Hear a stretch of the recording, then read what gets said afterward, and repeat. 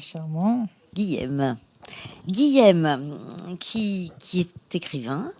C'est pas des poèmes. Mais depuis 15 ans, vous avez réalisé différents livres.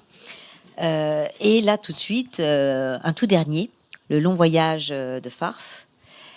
Donc, on va parler bien sûr de ce dernier petit bébé, mais on peut aussi parler de quelque chose qui est quand même assez étonnant et qui, me semble-t-il, n'arrive pas à tous les écrivains. Le fait que depuis un an, vous avez une équipe qui travaille sur une adaptation cinématographique d'une saga que vous avez écrite en 2010, peu importe. Mais effectivement, c'est le rêve de beaucoup d'écrivains, ce genre de choses, et vous le réalisez. Vous pouvez nous en dire davantage ? Oui, alors c'est une longue histoire qui a démarré effectivement en 2010 avec l'édition du premier tome de Mireille Hand, la légende, le secret des âmes sœurs. Ils sont sur la table. Qui sont sur la table. Je peux le montrer ici. Ouais, voilà. Ça, c'est le deuxième tome qui a été que j'ai auto-édité en fait. Pour la petite histoire, le premier tome est sorti chez Le Diable Vauvert en 2010, mais comme on n'est pas tombé d'accord au niveau des droits audiovisuels, j'ai dû récupérer finalement mes droits parce qu'ils ne voulaient pas sortir les suites. Et du coup, les suites sont sorties en 2016, 2017 et 2018.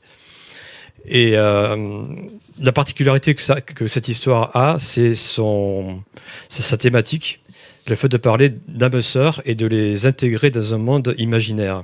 C'est-à-dire de les sortir de la mythologie et d'en faire de la fantaisie, en fait. C'est de la fantaisie. Oui, c'est de la fantaisie, ouais. De la fantaisie épique, où il est question, en fait, d'un monde où existent des âmes sœurs qui sont capables de s'unir à un seul et même corps avec des pouvoirs extraordinaires, mais qui sont pour cela pourchassés, persécutés par le pouvoir en place. Et malgré tout, les deux jeunes héros de l'histoire, Sisam et Elia, vont arriver, après 10 ans de séparation, à se retrouver et ensemble à essayer de percer le secret de ce lien qui les unit, qui pourrait leur permettre de devenir cet être fusionnel qui est le Mireille Hand, et par là même de libérer toutes les autres âmes sœurs qui, en secret, sont prisonnières des 3 cités où ils vivent. Et cette histoire-là a touché le cœur de pas mal de gens, d'abord à travers les livres. Et finalement, comme j'ai fait beaucoup de festivals, je suis allé au Festival de Cannes la dernière fois en 2015, j'y ai fait des rencontres fondamentales, en l'occurrence avec une réalisatrice, productrice franco-néo-zélandaise, un grand chanteur aussi qui parcourt le monde en fait avec son groupe et qui sont tombés vraiment amoureux de cette histoire-là et qui, au bout d'un certain temps, ont décidé de se lancer avec moi dans l'aventure audiovisuelle. Et donc là, on en est au stade aujourd'hui où il y a ce qu'on appelle un Caesar Reel, c'est-à-dire c'est une sorte de teaser mais réservé aux professionnels qui a été réalisé, et un book professionnel pour montrer en anglais et en français ce dont il est question, et ça a été présenté à des producteurs, à diverses personnes, à des comédiens au Festival de Cannes. Je ne peux pas en dire plus parce que je suis sous contrat par rapport au projet, mais ça prend un tournant que j'avais moi-même abandonné, parce que j'en avais parlé sur Allociné en 2010. On avait essayé de monter quelque chose, on se rendait bien compte qu'en France, c'était fermé. On n'a pas les budgets, on n'a pas la culture, on n'a pas tout ce qu'il faut pour ce genre d'histoire. Donc on est obligé d'aller vraiment vers l'international. Mais donc voilà, ça a pris, c'est en train de se faire. Et dans le même temps, eh bien, effectivement, tu viens de sortir un dernier ouvrage. Tu peux nous en parler aussi. Il y aura peut-être d'ailleurs une adaptation audiovisuelle, on ne sait pas. Alors ça, je ne sais pas. Le dernier, donc Le long voyage de Farf, dont on parlait tout à l'heure, celui-ci, que j'ai d'ailleurs sous-titré les chroniques des terres de Zion, parce que ça s'inscrit dans l'univers de Mireille Hand. En fait, je me suis décidé à me consacrer vraiment à cet univers-là. Là, j'ai voulu faire un plus petit livre qui est plus accessible aux plus jeunes, qui parle de l'histoire d'un jeune Yink, c'est pas un humain, qui, comme tous ceux de son peuple, vit à l'envers des autres, c'est-à-dire qu'il naît vieux, venant de la mer. C'est son peuple vient le chercher à un moment précis de l'année. Et ceux qui vont chercher ces enfants-là deviennent leurs veilleurs, c'est-à-dire leurs parents.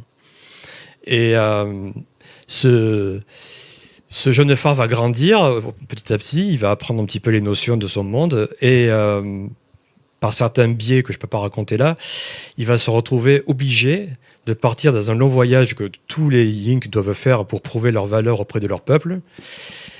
Seulement, il va y partir beaucoup plus jeune et beaucoup plus tôt que prévu. Et il doit partir pour arriver à retrouver la corne d'un oiseau sacré, la lui arracher et la récupérer en preuve de sa valeur auprès de son peuple. Et évidemment, l'histoire va pas suivre le fil qu'on pourrait attendre. Et c'est totalement en lien avec la saga. On peut lire indépendamment le long voyage de Farf, il n'y a pas de problème. Mais si on va aller plus loin, on peut lire la saga où on le retrouve en tant que personnage secondaire. Tout à fait. Et donc ce livre, on le trouve partout, dans les librairies Alors pas du tout. Le détail que je vous ai pas dit, c'est que je suis un auteur, ce qu'on appelle hybride. C'est-à-dire que je publie chez des éditeurs. J'ai publié chez Le Diable, Vauvert, j'ai publié chez J'ai lu, j'ai publié chez Pygmalion. Mais là, en ce moment, le marché du livre se rétrécit, surtout au niveau de la fantasy. Donc, je suis un auteur indépendant sur ces livres-ci. Je les ai financés via le crowdfunding, ce qui m'a permis d'ailleurs d'avoir des illustrateurs formidables qui ont travaillé dessus. Parce que c'est vraiment des couvertures magnifiques. Ouais. Puis il y a d'autres illustrateurs qui ont travaillé dedans. Il y a un artbook également qui a été réalisé. Il y a un coût pour l'illustration. Pardon ? Il y a un coût. Bien sûr. Et tout ça est prévu dans le crowdfunding, en fait. Donc, à chaque fois, pour chaque illustration, je prévois le montant pour... Tout le monde est payé. Et je tiens bien à préciser que je n'utilise jamais l'IA, parce que les auteurs, autant que les illustrateurs, on est solidaires vis-à-vis de ce qui se passe avec l'IA. On n'a pas envie que nos métiers disparaissent. Et oui. Donc, moi, ça me coûte assez cher de faire travailler des illustrateurs pour les couvertures, mais je le fais par conviction. J'ai vu son travail sur les réseaux sociaux et je lui ai dit, il y a peut-être 10 ans, un jour, on travaillera ensemble. Il s'appelle Cyril Barrault et c'est quelqu'un d'absolument extraordinaire dans le rendu qu'il peut donner et dans cette magie qu'il offre sur ses couvertures. Bah, c'est ça, c'est très attractif en fait. Rien qu'à la couverture. Ça donne envie. Voilà, c'est ça. C'est d'aller plus loin. De commercialement, c'est vraiment très réussi parce que. Et c'est tellement beau. Je suis désolée, mais on a eu le doute dès le départ. Hein. Vous avez eu le doute, vraiment ? Oui, on a eu le doute de l'IA. D'accord. Ben pour mémoire aussi, il y a un compositeur qui a travaillé avec nous sur la saga et qui a réalisé un album de musique symphonique pour chaque tome.